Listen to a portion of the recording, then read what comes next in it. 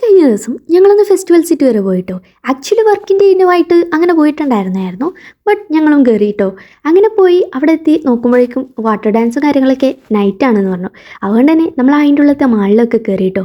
മാളിൽ കയറി ഫസ്റ്റ് ഞങ്ങൾ പോയത് മാക്സിലാണ്.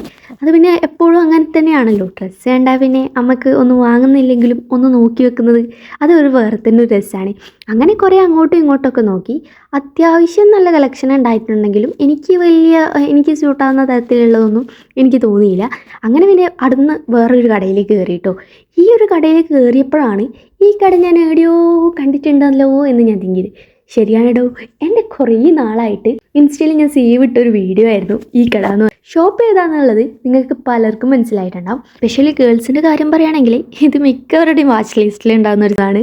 സോ അവിടുത്തെ ഈ ഒരു ടെഡിയുടെ സെക്ഷനൊക്കെ കണ്ടപ്പോൾ എന്താ പറയുക, എടുത്തങ്ങ് പാനാലോ എന്ന് വരെ തോന്നിപ്പോയി. കാരണം അത്രയ്ക്ക് ക്യൂട്ടായിട്ടുള്ള ഒത്തിരി ടെഡി ബിയേഴ്സും കാര്യങ്ങളൊക്കെ ഉണ്ട്. തൊടുമ്പോൾ ഇങ്ങനെ അലിഞ്ഞു പോവുക എന്ന് പറയില്ലേ, അത്രയ്ക്ക് ഭയങ്കര സോഫ്റ്റായിട്ട് സ്മൂത്ത് ആയിട്ടുള്ളതാണ്.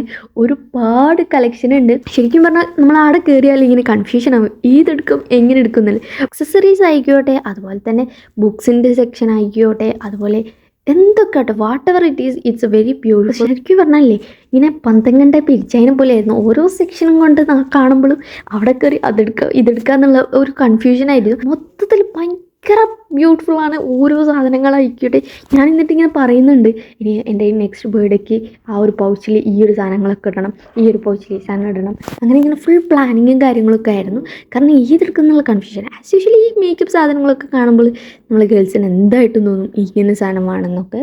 സോ അവിടുന്ന് പിന്നെ കുറേ നമ്മളിങ്ങനെ പരിങ്ങി കളിച്ചു കേട്ടോ. ഞാൻ പറഞ്ഞാൽ അവസാനം എനിക്ക് തന്നെ എൻ്റെ ക്ഷമ കിട്ടു. കാരണം ഇവിടെ നിന്നാൽ എനിക്ക് തന്നെ പ്രാന്തായി പോകുമെന്ന് തോന്നും. കാരണം ഓരോ സാധനം കാണുമ്പോൾ എനിക്ക് അത് വേണം ഇത് വേണമെന്ന് പറഞ്ഞ് ഞാൻ തന്നെ ഇങ്ങനെ വാശി പിടിക്കുന്നുണ്ടായിരുന്നു. ഫൈനലി ഞാൻ തന്നെ ബാബിനോട് പറഞ്ഞു, എങ്ങനെയെങ്കിലും എൻ്റെ ഇവിടെ നിന്ന് കണ്ണ് കിട്ടിയിട്ടാണെങ്കിലും ഒന്ന് പുറത്തേക്കോ, അല്ലെങ്കിൽ ഞാനിപ്പോൾ തറയിലിരുന്ന് കാര്യമെന്ന് പറഞ്ഞു.